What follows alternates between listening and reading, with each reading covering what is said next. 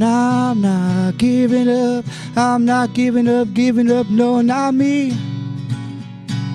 Even if nobody else believes, I'm not going down that easily. So don't give up on me. Hey everyone, are you rad for Christ? Are you fired up for Jesus? Welcome back to Radical Christianity, the show where we highlight God in action. I'm your host, Drew, and it is such a pleasure to have you here with us. Today, we are diving into a new study by the nonprofit organization Communio that claims most single, never married Christians are not abstaining from premarital sex. This might seem like a shocker, but apparently, according to this study, single Christians are getting friskier than a cat in heat.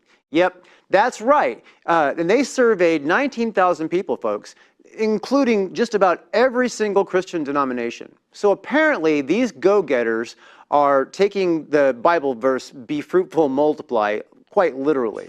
And boy, are they multiplying. Forget about loaves and fishes, more like rabbits. And the birth rate did go up in 2021, folks. That's an actual fact. Move over, missionary position, because these Sodom and Gomorrahans are on a whole new mission to explore every creative page of the Comic Sutra. The modern premarital sex dilemma, juggling prayer beads while trying to figure out the appropriate time to remove their purity rings.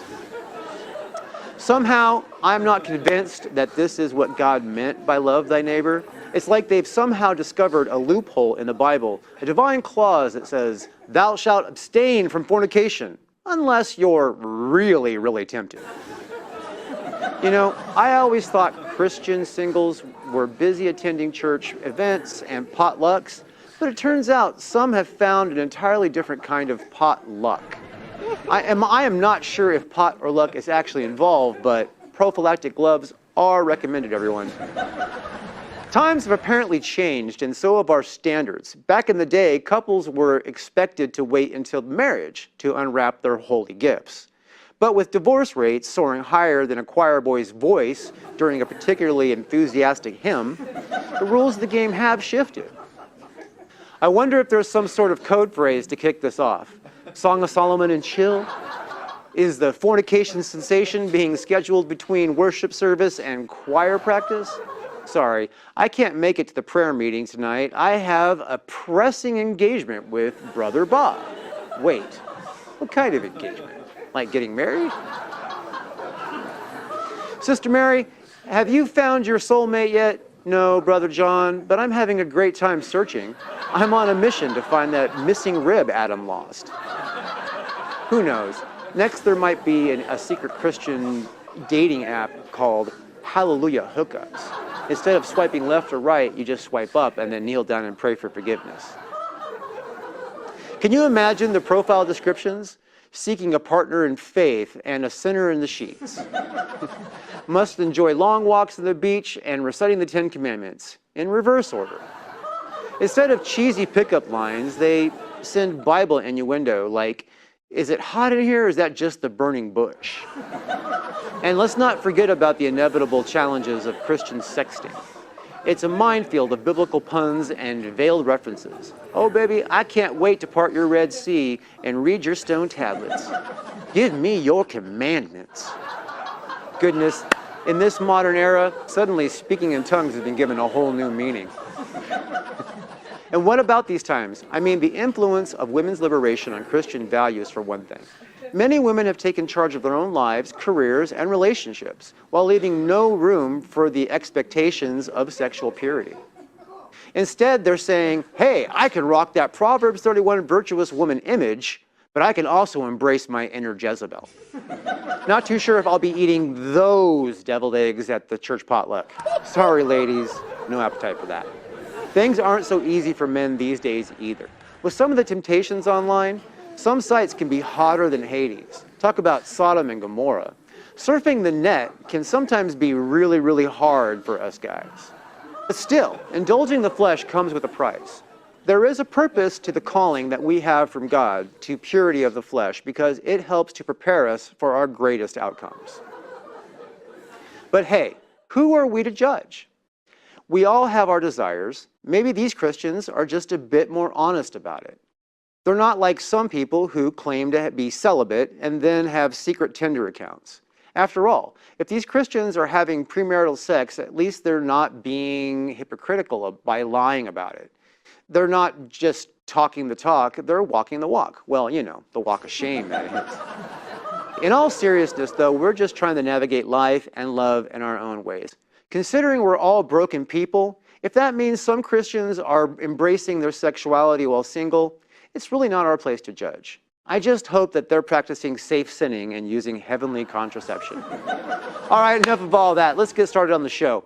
We have some really great guests lined up for you tonight. I hope that you really enjoy the things that they're bringing to us today. And I really want you guys to know that I'm so glad you're here with us. So tell me, are you rad for Christ? Are you fired up for Jesus? All right, woo!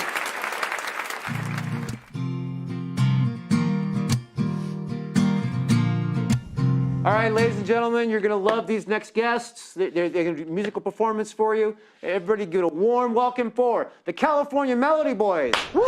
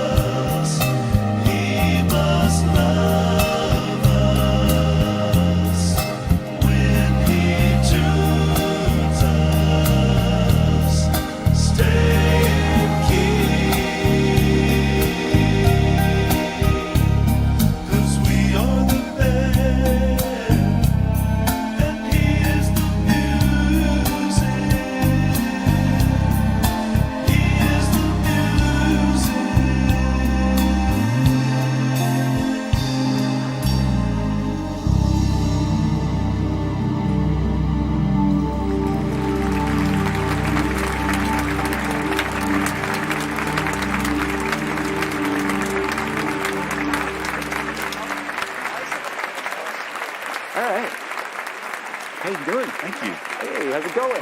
Good. Good to have you here. Good. Great to Bless be you. here. Excellent. All right. Cool. So the California Melody Boys. Yes, sir. All right. So, okay, so where did this name come from? In 2002, a gentleman named Larry Martin from Visalia founded this group. And none of us that you see who were part of it at that time. I joined the group back in 2014, and Larry decided to retire. And then he said, if you guys want to carry the ministry on, he says, Dave, here's the books, go for it. Okay. So, so we continued on, and there were a couple different members at that time. After a few months, we hired Craig down here, Craig Smith, for our lead singer, and we had another tenor. His name was Dave Donald, and unfortunately, we lost him to the COVID pandemic. Oh. Yeah, back in November of 21. And so that's kind of where the ministry birthed, and we just, you know, even when the COVID was shutting everything down, we decided we wanted to keep working. Craig is kind of head of our media relations, so to speak, produces some of the videos and things, and we decided to put some videos together and release them to churches that were closed, and yet they needed some worship music. Mm-hmm. So we would send them a link, say, use this, no charge, just, you know, we wanted to be a blessing, you know, and continue to minister, you know, even though we were shut down, and, Right. you know, but yeah, that's kind of us in a nutshell. We Okay. just, So would you guys do performances somewhere? Or? yeah, we go to different churches and different concert venues and so forth. We are kind of in the rebuild stage at this point. I'll just expand on that a little bit. After our tenor had passed away, Brother Craig had an open heart surgery, and that took a few months to recover. And during this time, we had the search out for another tenor singer, because the brother that passed was our tenor. And we had a few candidates, you know, some serious, some not so serious. But a few months after we felt like we had someone lined up, on September the 2nd of last year, my wife was diagnosed with pancreatic cancer, and she passed away back in October That's the a bummer. 12th. I'm Yeah. sorry to hear that. Thank you. But, you know, I got to say, when there's a calling, you know, for ministry, whether it's music, speaking, whatever, that call never leaves you. You know, we went dormant for quite a while last year, but that burning in the heart, you know, the prophet said it's like a fire shut up in your bones. You know, you want to, you have to be obedient to the calling. You know. Yeah. And so we decided right after the new year we were going to regroup. And I told Craig, after a few failed attempts to acquire a member, I said, you know what? We're not going to look anymore. We're going to let God send the right man. And if I recall, what month was it, Craig, when When was that, John? you guys met was it up? November? Oh, November? When we met out at Hanford. I mean, we didn't meet at Hanford, but when I bumped into you out at Hanford. Right, it was, I thought February. Maybe it was February. Yeah. Yeah.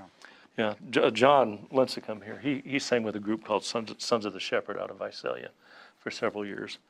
And Craig had just happened to run into him at a function, and, you know, one thing led to the other, and, you know, we just said, hey, are you interested?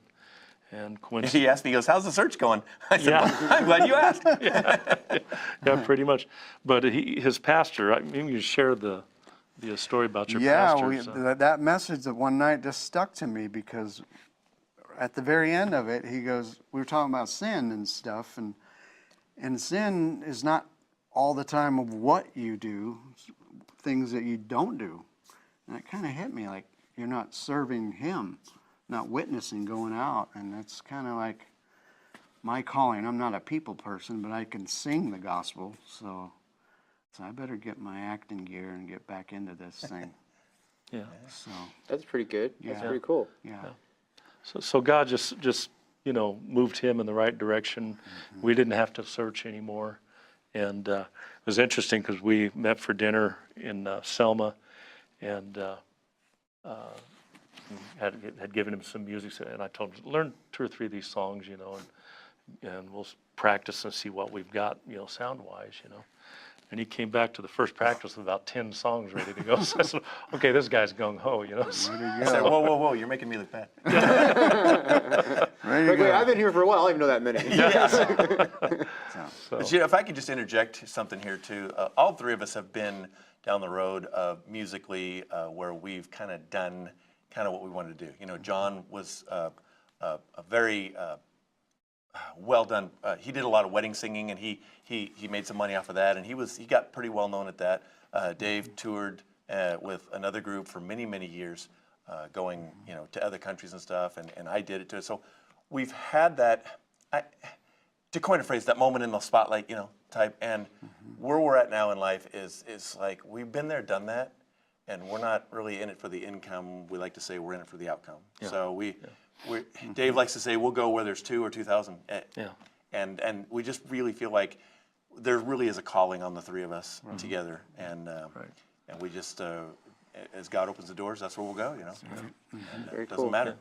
Well, obedience is better than sacrifice, right? Yeah. So we want to be obedient to our calling. Sometimes obedience is sacrifice. Is sacrifice, yes, it can be. It helps But- when you love what you do, though. Yeah. Well, as Craig said, myself, I started singing when I was about 10 years old. That's been many years ago. Amazing. How many? But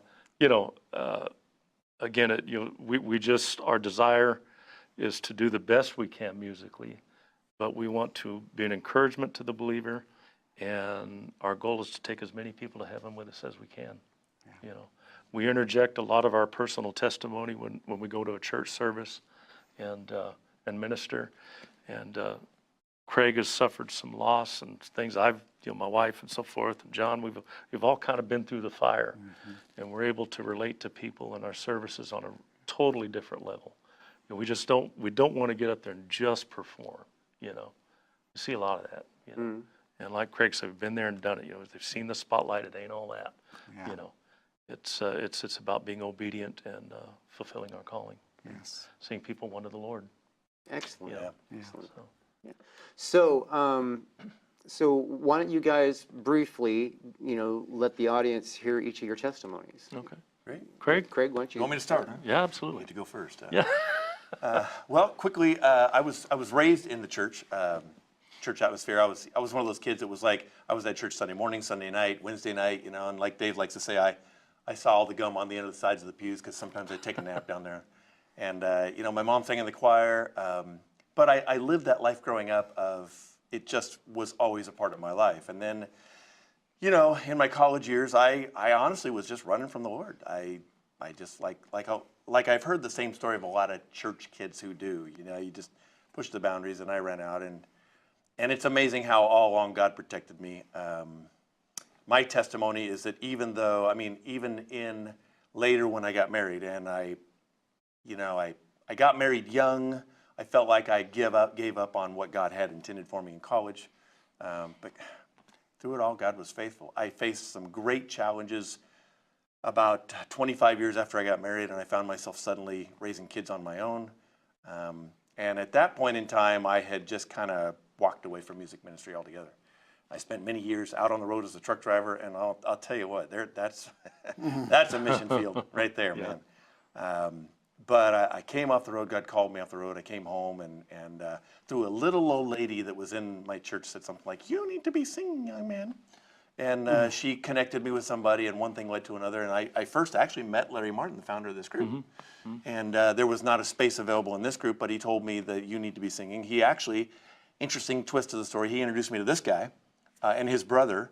And that's the first group I sang in, was the group that John used to sing in Sons of the Shepherd. And that's how we knew each other. Yeah. John has just become a great brother ever since, and we've been very close since. But my testimony is that at one point I had just said, when tragedy really struck me, stuff that I didn't understand, I walked away.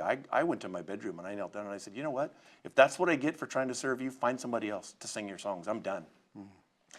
And God let me be done. He let me stew for a while. And then as I humbled myself and came back to him, he began to open doors. And the next thing I knew, I was singing full time, making money at it. up in Canada and all over the United States and going. And you know, more tragedy befalled me during that time that I didn't foresee. But it was at that point that I had really fully resurrendered my life. My brother, who's a pastor, I got a chance to, even though I was baptized as a kid, we were at the beach on a family outing, and I said, hey, while I'm here, would you re-baptize me? So I got him to baptize me in the ocean, which was a really cool experience. And it's just been every step of the way, God's just been rebuilding and rebuilding. And what I see is what his original plan for me was he gave me the gift to sing, and I went to a Christian college. You know, at that point, I was going to be the next Michael W. Smith. God was like, well, I'm not going to do that with you, but I got some plans for you. And even though I walked away from it, God was faithful, you know, and it took me humbling myself to come back and say, okay, God, what I have is not mine. It's actually yours. So show me how you want me to use it. And ever since then, it's just been a slow, very slow process of me continuing to humble myself and him beginning to open doors for me. So. It's amazing how the Lord brings things together, because when Larry, the founder of the group, had retired and turned the ministry over to me, I was with myself and our former tenor, and I thought, what are we going to do? And it just seemed like the Lord just impressed on my mind. That was the first person I called, you know, and, you know, it just the way it worked out, you know. Yeah, it's always amazing the way that God works. I mean, it's like we have expectations, and then we get disappointed because, you know, it's like, well, this is what I thought. Yeah. You know what I mean? But And God, then, you weren't listening. This is what I want. right. And how arrogant is that of us, right? It's like, you know, As if we know better, huh? right. You know, I catch myself doing it all the time. Yeah. You know what I mean? I feel like God asks a lot of me, and I refuse to tell God no. Right. You know what I mean? Yeah. So I'm like, well, God, you want me to do this? Make it easier. He won't put on us any more than we can bear. So. Right. But he'll push the limit. Yeah, absolutely. Because, Right, you know, it's like, what what does it say? That the bigger the burden, the bigger the growth. You know what I mean? So, Yeah. That's good. Exactly. Yeah. John? My turn? Yeah, well. Well, I'm from Visalia. I was born and raised there. Christian parents, big family, 5 of us. I was the youngest. So growing up, had a great childhood. Got into choir in middle school for a while there, and then got out of high school, worked for my dad. He had a construction company, so I always had a job. So always came back to Dad. He always put me to work somewhere. But I did sow my wild oats and grew my hair long. Sang in a rock band for a while, and then came back to home, and my brother and I started a group, Sons of the Shepherd. And funny thing is, years later, Larry was part of Sons of the Shepherd. Yeah. So it seemed like everybody was part of Sons of the Shepherd. Thing, you know, so, yeah. But years later, my brother just kind of got tired of it and hung it up, and I hadn't sang in 5 or 6 years. And that time I got married, had a couple kids. 2 years later, I got COVID and was in the hospital for 11 days. They said I almost died. I was one step from going upstairs to the incubate me and all that, but God pulled me through it. And so it was a struggle. I didn't work for 2 or 3 months, had the tubes and all that at home, couldn't breathe. So I haven't sang in years and years, and long story short, we met and I got back together with him and said, well, I'll try to sing. I haven't sang in years, so it's still growing. I'm still getting there, but Lord willing, we'll get back to the prime, and if that's my direction to go, I will gladly follow. So that's awesome. Yeah. That's awesome. Yeah. Now, so, okay, so what's your guys' next gig? Like, obviously people can watch you on the show, but like, where's the next place they can see you in person? We will be up in Healdsburg in Sonoma County next Sunday. And after that, we have a Memorial Day event in Bakersfield. Yeah. And, you know, right now, it's like I said earlier, we're kind of in a restart mode, so to speak, you know, since, you know, circumstances, you know, dictated. And so we've basically, as a group, have had just a few engagements this year. And, but it was interesting. After the first one we did here in Fresno with the, I don't know if you've heard of the Chordsmen here locally. I have not heard of the They have a monthly concert that they've done for, what, 20, 30 years, Yeah. something like Yeah. that, yeah. And they used to do it over at People's Church in the big auditorium there. And we did that, and that following week, it was just like the Lord opened the floodgates and bookings started coming in. You know, and it's just, so we're booked pretty much, with the exception of a couple dates through the summer into the fall and going into the winter months. So, but we're mainly here in California at this point. As I mentioned earlier, I started singing when I was very young with my brothers. We had a group called the Crandall Brothers, and I was with them for 42 years. It's hard to believe since I'm only 39. But I'm sorry. Can we get back on the I'm subject sorry. of sin? Thou shalt not what? Yeah. But, you know, after we finished a tour in Ireland in 2012, I felt like I was burnt out. You know, I just wanted to take some time away. And then the Lord said, no, you're not burnt out. I'm not done yet. You know, and so I was with another trio for a couple of years after I left my brothers. And then this came along, and, you know, we just continue to, you know, push forward and, you know, and minister. So, but, you know, again, you know, if we get out of the state, that's fine. If we don't, again, we're just going to be obedient to where God wants us to be. So if somebody wants to book you, how do they get in touch with you guys? They can go to our website, CaliforniaMelodyBoys.org or .com. Both of them will work. And my phone number is, I don't know if you want to put it on a generator there, but it's We'll put it up there if you say it. It's 209-675-8893. My name's Dave Crandall. It's John Lincecum and Craig Smith, and we're just a phone call away. As the old commercial, you said, reach out and touch someone, you know. And, If I can interject something real quick, it's just drawn my attention to the name of the show, Radical Christianity, and I just think it's so appropriate. This group started in a specific genre, and I don't want to say anything, that's a good genre, but everything, but with where we feel like the Lord is calling us, we don't want to be necessarily so narrow-minded musically and as far as venue-wise, whatever. And I guess in a sense, sort of, we feel a little called to the, I don't want to give the wrong idea, but radical Christianity is a good description, because our heart is, we don't want to just be very narrow-minded musically or generationally or audience-wise. So the reality is, if there's an open door for us to go and sing our music and our music is wanted, we'll go. It doesn't have to be the First Baptist Church or this event or whatever. We do feel like Radical Christianity is a great name, because we want to be kind of sort of radical about our message. We want to just get our message out there. So again, wherever there's an open door, wherever the Lord opens the door for us, we're going to be faithful and go. Yeah. So musically, you know, with the song that we heard of, we are the band, but He is the music. You know, we're the instruments, and He's the song we sing. And that's one of the key songs that we have in our repertoire. And we just want to be those instruments of praise and worship to Him. And our music, you know, that's the one song that has a little bit of I don't know what you'd call it, a mild, light jazz feel to it. But we do some, you know, light rock. We do a little bit of country. We do some big ballads. You know, we want to be diverse in our presentation, to where we're, as Craig says, not so narrow. We're focused on one group, whether they be old or young. You know, I mean, there was a time where we did actually sing for youth groups, but not so much anymore. Music's changed a lot. But I mean, that, you know, there's you know, we want to feel like we have something for everybody, you know, in our musical styles. So, Very cool. you know, and more than anything, we just want the presentation. We want God's anointing when we present our music. We want lives to be touched, people to be saved, and, you know. Well, I want to thank you guys for coming on today. Thank you, Drew. Thanks for having Great us. to meet you. Sure. And I hope that you guys get some phone calls from this. And, Thank you. And I hope that that some people who are watching get touched by the message that you guys bring. And God bless you guys. Thank you, brother. Thank you. God bless you. God bless you.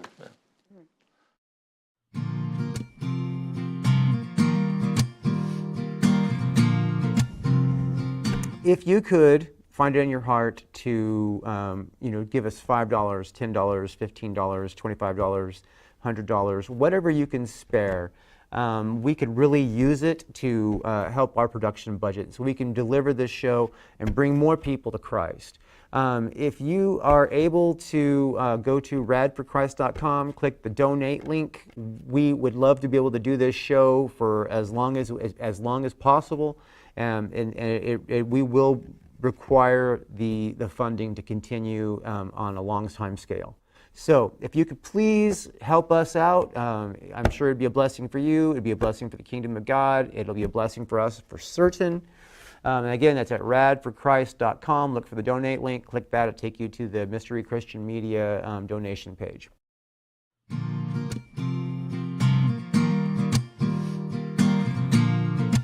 All right, ladies and gentlemen, this guy is super funny. He does clean comedy, and he is hilarious. And he's a good friend of mine. I really want you to show a warm welcome for Mike Wirtz. Thank you. Thank you all very much for coming. Thank you very much. It's so good to have all my loyal fans here. Saved empty seats up front for my parents. That's okay. Not a problem. It's like baseball all over again. But no, we're good. Fantastic. Great to be here. Thank you so much, Drew, for having me. I really appreciate being here on the show. You guys are fantastic. I can't tell you how happy I am to be here in the Central Valley. It's fantastic here. It's great. I'm not originally from California, so every day is like something new. And to be honest, I'm only going to spend a few more days here in the Central Valley.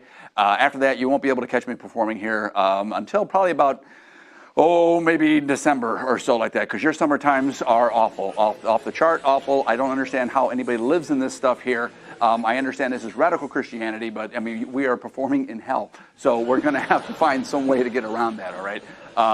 My very first show in the Central Valley, it was in Fresno, and that was a nice warm day. It was probably about 115,000 degrees, I believe is what it was, something along those lines.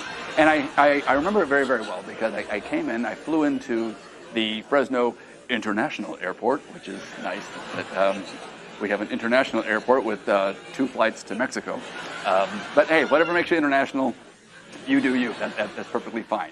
But anyway, I fly into the Fresno International Airport, and I go out to get my rental car.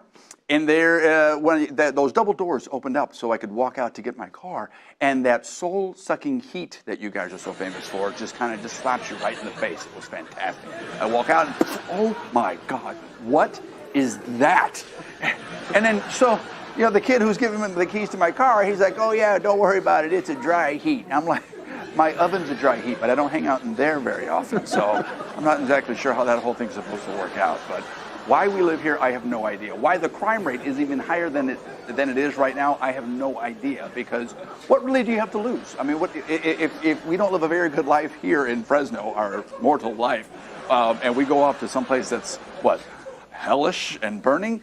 Been there. I think if I don't live a very good life, I think I should get some sort of credit for time served for all the time I lived in Fresno. So hopefully it'll work out that way, but we'll see what happens. But at any rate, I am happy to be here. I'm glad to be in the Central Valley here on the show. California has been a whirlwind for me to get here. I'm originally from Texas, the great state of Texas. I'll hold your applause. It's okay. And when I first got here, I wasn't sure what to expect. When I decided to move out to California, I had no idea what was in store for me. I'm an outdoorsy kind of guy, and all I knew about California was the stuff that I saw on television. Hollywood and surfing, all that kind of crazy stuff. I didn't know anything about what was going on. I'm an outdoorsy guy. I like to hunt, I like to fish, I like to camp, and I wasn't sure that kind of stuff was going to go, here in California. And when I first flew into Los Angeles, LAX, which is a truly international airport, but we'll get into that later. I get into LAX, we're driving down, through downtown LA, and I'm looking around and I'm like, oh my gosh, these guys love to camp, man. They do it everywhere. Here I was wasting money driving to rivers and mountains and streams, and you guys are just like, overpass, tent.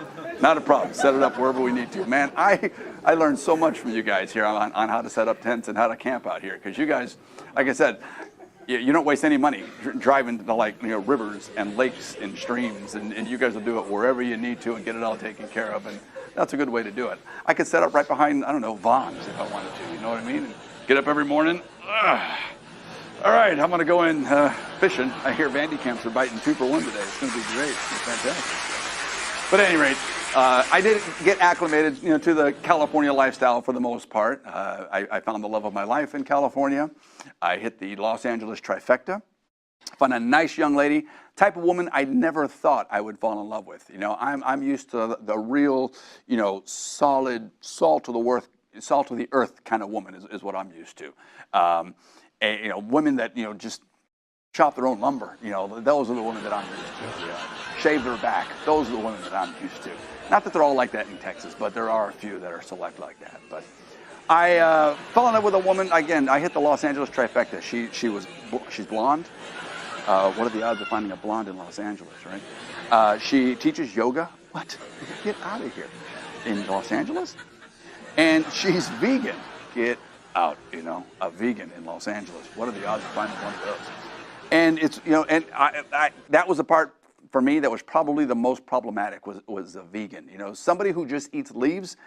Well, to me, that's someone who has pica, but apparently that's a lifestyle out here in California. And she was really cool about it. I'm calling my friends back home like, hey guys, she's vegan. What do you feed those? I have no idea what you feed those guys. They're, I'm thinking dinner's going to be, I'm going to have myself a nice little steak. She's going to get herself a nice little bowl of dirt. But instead, no, I mean, she got herself a nice little salad. It worked out quite well for everybody. I had my steak, and she wasn't judgy. She wasn't preachy or judgy about it whatsoever. And that's the best part about it there. You want to be a vegetarian, vegan, keto, paleo, whatever you want to eat and whatever you want to do, that's all up to you. But don't try to tell me how to eat my foods. It's just that doesn't sit well with me. Because I've had some dates, with women that were just, they weren't even fully vegan. They didn't fully commit. They were just vegetarian.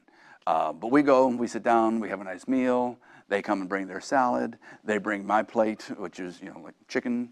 And I was on a date with this one woman one time, and she just looks at my plate and she's like, "Oh my God, is that free-range chicken?" I have no idea. I didn't even know what free-range chicken was. It's fried chicken. I have no idea what that is. I go home, I have to Google it. I've got no idea what maybe it tastes better. What's the difference between free-range chicken and chicken? I had no idea. Turns out that chicken that is meant for our plate has one of two options to get there. Option one is that we perfected over centuries now. It's hatched, it's thrown into a cage, it's injected, it's force-fed, it's marinated through life to be delicious. That's the American way, folks. This is what we perfected. Manufactured chicken. It's fantastic. But apparently, this method is not very humane, which is about right because they're not human. But that's a whole other point. So the more humane method of raising chickens before we slaughter and eat them is the free-range chicken, the one that we hatch and we let go play outside and let it run around with all of its little chickie friends and play all of its little chickie games, even develop a few chickie dreams. When I grow up, I'm going to be, that's what you're going to be, dude, okay? You're going to be a nugget when you grow up, all right? There is no future in store for you. And I'm supposed to feel better about eating that little turd as opposed to the one who spent his entire life in a box just praying for death. It woke up every single day. I don't know what a chicken tender is, but I can't wait to be one. That's the guy I want to eat right there. That's my guy right there, okay? I'm looking forward to eating that one there. But at any rate, we get away from all the free range and get away from all the, I guess, healthy. Like there is a law right now that they're trying to pass in California that if we do not treat our pigs well enough, that we can have their bacon in the great state of California. Other states, like my home state of Texas, are canning bacon grease and selling just the grease. Meanwhile, other states are trying to legislate bacon completely out of the state entirely. So I'm at a loss. I'm not quite sure how much longer I'm going to survive in this great state of ours, but I'll do the best that I possibly can, California. I'll do my best with, I guess, being around the vegans and the paleos and the fitness craze and all that great stuff that's out there. I'm with you. I'm there. The one thing I can't get behind, though, the one issue that really gets to me sometimes is the sandals thing, the flip-flop thing that's out there right now. I mean, don't get me wrong. Flip-flops and sandals are cool when you're like at the beach or if you're, wearing, you're going to the shower or something along those lines. But there are plenty of grown men out there wearing flip-flops or sandals everywhere they go. Dudes, look, unless you're the Messiah, a grown man should not be wearing sandals everywhere he goes, all right? I mean, don't get me wrong, flip-flops are cool when you're a kid. You know, they give you a little high five with every step, a little slap on the heels. Good job, way to go, good job, way to go. But, yeah, not everywhere you go, okay? Let's not do that. Maybe that's only why heavy-set women wear those most of the time when you go to Walmart real late at night, because it's that little ego boost, you know? Or maybe they're high heels at one point, and then they just kind of smashed them into the ground. I don't know. I'm not here to judge those stuff, but at any rate, you guys have been fantastic, Fresno, and I want to thank you guys very much for having me out here tonight. Thank you very much. You guys enjoy the rest of the show. Thanks a lot. It's great to have you here, man. It's great to be here. It's fantastic. I love what you guys have done with the studio. It looks fantastic. Yeah, we're really privileged to have the studio available to us. CMAC is really good to us. And, Oh yeah, it's a fantastic organization. I've done a couple shows out here, and everybody's been fantastic and great, and just the creativity in this building. You can feel it when you walk in. It's fantastic. Yeah, I love it here. They're so good. I mean, I've been doing shows here for a couple of years now, so it's I'm getting used to it. Speaking of shows, man, Yes. you remember the really raunchy comedy show that we make them laugh. Remember, yes, the make me laugh ones. Yes, make 'em, every now and again, yes. Make them laugh. Make them laugh. Yeah. Make them laugh. It can't be used. Yeah, just I met Mike when we were doing a not Christian-based comedy show that we at times not so much you, but the hosts would often take the jokes as raunchy as they could possibly go. As far as they could go with them. Yeah, most definitely. Yeah. Yeah, and you always came on with your lady and Anushka. So, Anushka, yes. How's that going? It's going fantastic. We've been, in June will be 1 year that we've been married. Been together for 5. So we just hit our 5-year together anniversary, and then we'll be hitting our 1-year married anniversary here shortly. That's awesome. So yeah, That's great. awesome. Yeah. I'm really glad for you guys. Thank you very much. Yeah. Thank you very much. She's actually pretty funny too. She's still doing stand-up? She is. Yeah, she is. She's fantastic, and we get out as often as we can, and try to keep the chops sharp and do it. Make people laugh wherever we go and whatever we can. That's awesome. It's a lot of fun. That's great. Yeah. No, I'm glad to know you. You guys. I liked it a lot when you guys came on this show because you guys are fun. and what's funny is she's more funny when she's not trying to be funny. Absolutely. Yes, absolutely. And when she's off stage, not that she's not funny on stage, but when she's off stage, she is just this bundle of energy that just you can't contain. She never leaves a room of strangers, never. It takes us, I don't know, an hour to get toothpaste and maybe a box of crackers from Walmart, because she's going to talk and have a conversation with every single person up and down those aisles. Oh, I love your shoes. Oh my gosh, that's a beautiful top. Oh my God, you're so cute. You should be on a page. Okay, woman, I got to go. I've got things. I got to get out of here. I got to go. But yeah, she is that person that just makes everyone's day. You know what I mean? There's very. I can't say I've never heard a mean-spirited thing come out of her mouth. She did, but she was reading a script. But other than that, I've never heard a mean-spirited thing come out of her mouth yet. So she's fantastic. Yeah, she's a great people. She's great people. I like her a lot. All right, so tradition on the show. Yes. Let's tell the audience your testimony. My testimony.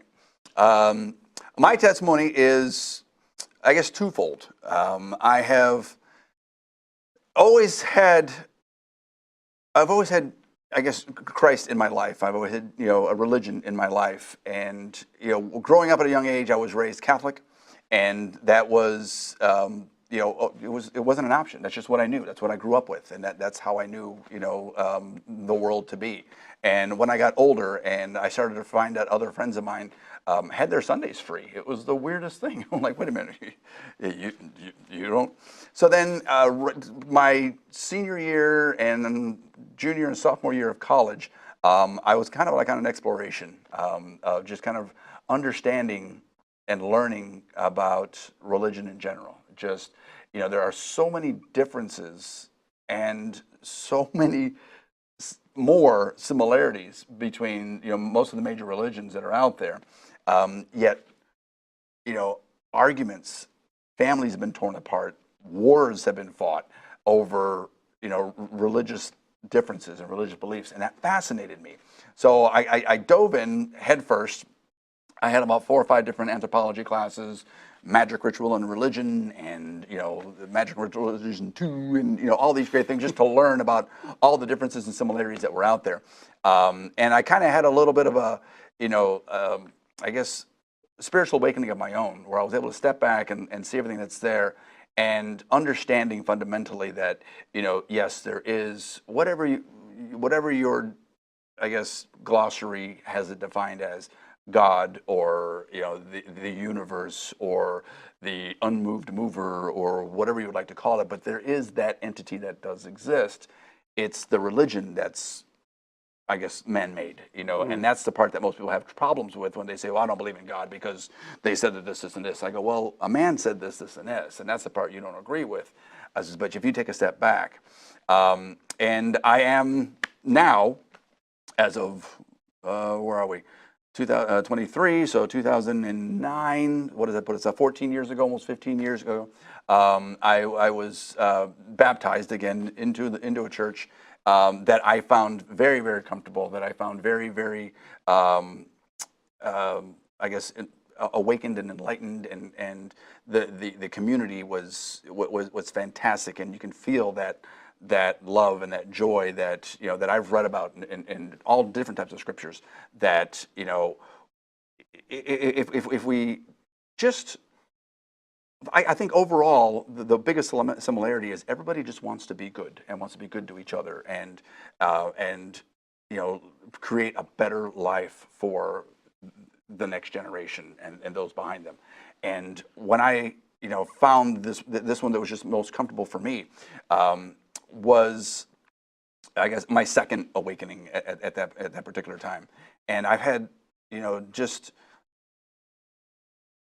I have so much more joy in my life in following, these teachings, or just trying to be a good person, just trying to be good overall, than the times when I'm like, oh, whatever, I don't care. And, you find yourself waking up with a lot more regret. You find yourself waking up with a lot more questions of your own, like, why am I doing this? And, what's going on?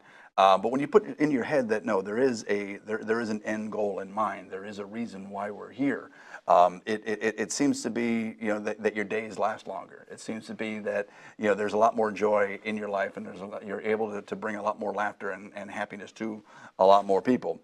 I've always done comedy, and I've always done, even when I was having my crisis of faith, throughout my life, comedy has always been that one constant. And without really knowing it wasn't totally on purpose, I tried to stay away from the vulgar and the blue and and the dirty and all that good stuff, because it never really seemed real to me. If I'm getting a laugh out of somebody, am I getting it because, are they laughing because they're uncomfortable about what I just said? Or did I make a connection that really tickled them and made them laugh? Right. And personally, when somebody makes that connection and I laugh harder, and it's, they think, well, that was clever, that was witty, I really like that. Mm-hmm. As opposed to, like, yeah, he was kind of funny, but I can't tell you why. It was I can't share that joke with you, what was real funny about it. I think it's, it's more enjoyable that way, especially if you can, remember it, and you make that connection, and then you go, the next day to work or even church and say, I had this funny guy last night, here's a joke I heard. And you can share that with people. So, why tell somebody something that they can't share? So, and it just, like I said, it wasn't entirely on purpose. I just enjoyed making that connection more. And it seemed to be, it's a little more work. It seemed to be more clever. And I've always gotten more compliments that way, when I finish shows. Even when I was a host or an opener, it's like, I liked you. You were clever. The guys are kind of dirty, and they did that. So I've always enjoyed, I guess, that compliment, more than anything else. Even from the guy that sits up front and doesn't laugh and just stares at you, and then afterwards goes, "Hey, you're really funny." Well, then crack a smile, dude. Come on, help me out, would you? But I'm guilty of that sometimes. If I like smile and go, that's like a big laugh. That's a big laugh for you. Yeah. Don't come to my shows. No. And people say, "Oh, I'm gonna heckle the comedian." No, you want to mess with the comedian's head? Yeah, just sit there and don't smile. Just sit there, don't smile, stare deadpan, and that room can be roaring, laughing. Everybody have tears in their eyes, laughing so hard. But the only thing that comedian's gonna see is you sitting there deadpan. He's gonna want to know why. Yeah, it's an Achilles heel for most of us. Well, that's I'll think of that, and I'll do the fake laugh. Yeah, gotcha. Yeah, my favorite jokes are the ones that catch me by surprise. Sure. You know, I mean, those that's where I get the hardest, like, because I can't help it. I'm like, just, oh, that's just, you know, Right. you know, because I didn't, like, you know, some jokes are, you know, like you don't know what's going to happen. Right. You know what I mean?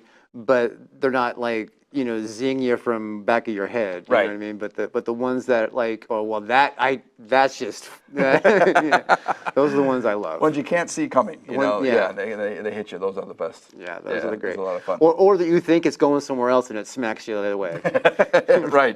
Right. Yeah. Those are the great ones. Yeah, a little redirect. Yeah, no, I enjoy your comedy. I always have. So how many gigs do you have? You said you were going to be traveling out of the Central Valley, or is it just part of the routine? A little bit of both. Part of the, I've got a couple dates in Los Angeles in June, and July. I've also got one up north near Sonora. That's actually in June, and then Sacramento and the Bay Area for the rest of the summer. So. Yeah, it should be keeping me busy. Cool. Yeah. Cool. So what do you do when you're not on the road?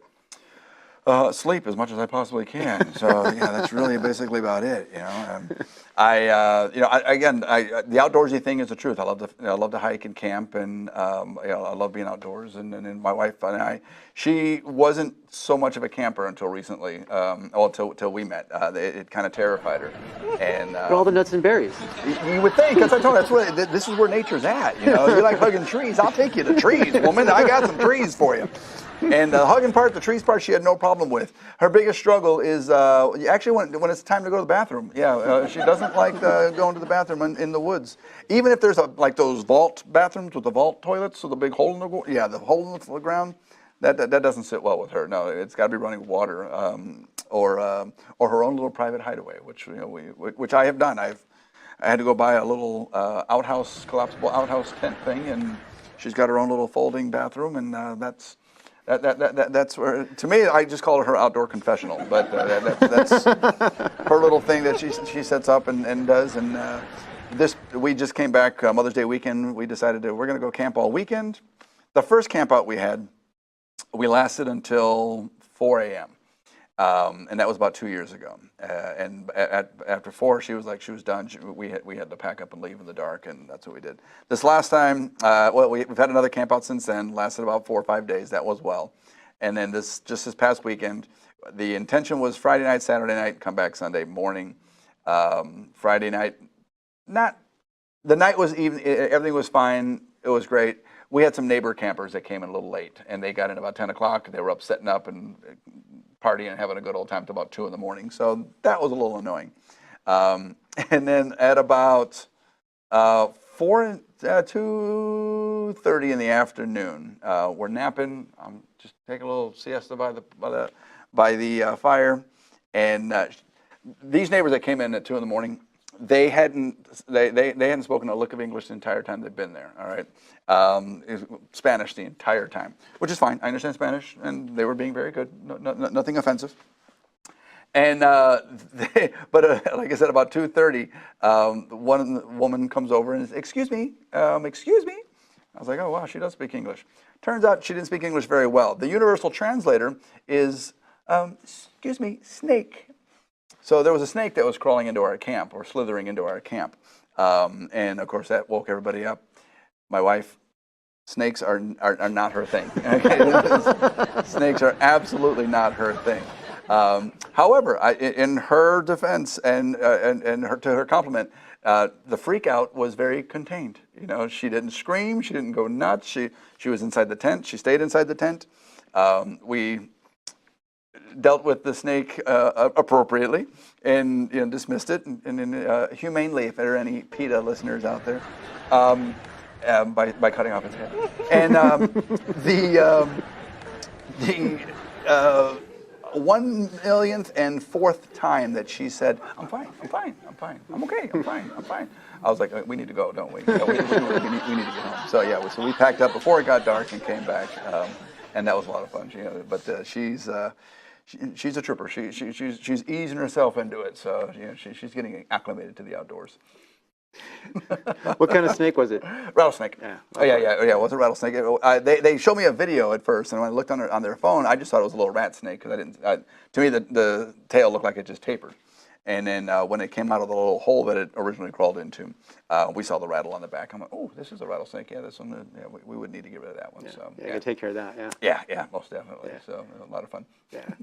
Definitely. Yeah, they even asked, should we kill it? I'm like, unless you want to take it home, I don't want it. So you do what you Well, they want. make good eating. Yeah, it's too small. Yeah, I Yeah. thought about that too, but yeah, it was too small. Yeah, that was the other thing. Throw it back when it's bigger. We'll eat it. But they didn't want to do that. So. Throw it back. Yeah. Let it eat a few more rabbits when it's bigger, then we'll eat it. It'll work out well. Oh man. So what's next on the plate for Mike Wirtz? That's a really good question. Every now and again I'll go down south and do a few auditions here and there, and hopefully one of those will pop off at some point. I got an inside track on a writing gig for a talk show, so hopefully that'll work out pretty well. We'll see how that goes. But, Yeah, I hope that works out pretty good. I do. I really do. I'm expecting some good things out of that. Yeah. Yeah, that's awesome. Mike, thank you so much for coming on Radical Christianity. No, my pleasure. Yeah, I'm glad you're my friend, and and I love having you around. You just make me tickled, man. Thank you so much. No, the feeling is mutual. I'm glad to be here, and anytime I'd love to be back, please. All right, fantastic. All right.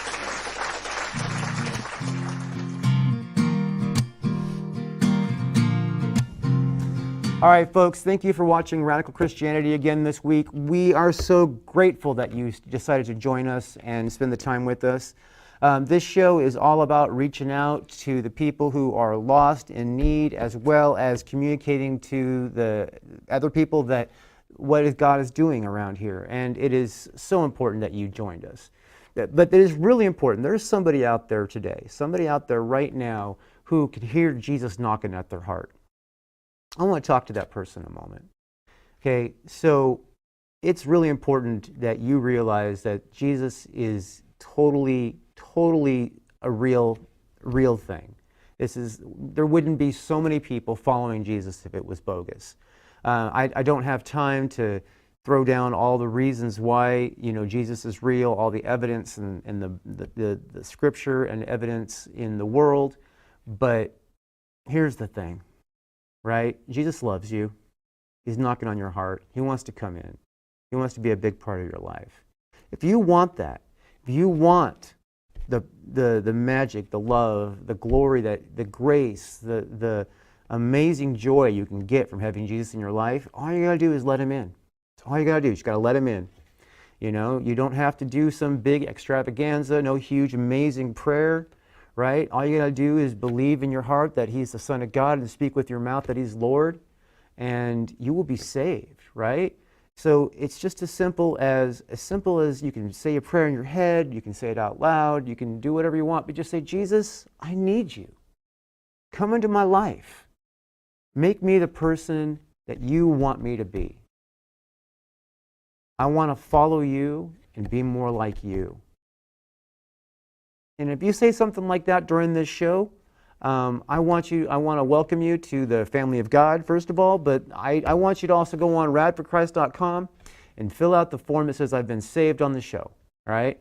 And then I will send you a Bible, and I will reach out to you, and if you have any questions or anything, please contact me. We have an Ask a Question form on the website.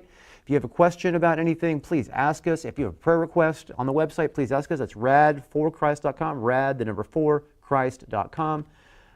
We are here for you. Please reach out. And this is really important. This is essential. I need you guys to remember this important thing. That's Jesus Christ loves you. And so do I. Thank you for watching another episode of Radical Christianity. We will catch you next week, all right? Woo! And I'm not giving up, I'm not giving up, no, not me. Even if nobody else believes, I'm not going down that easily. So don't give up on me. I will hold.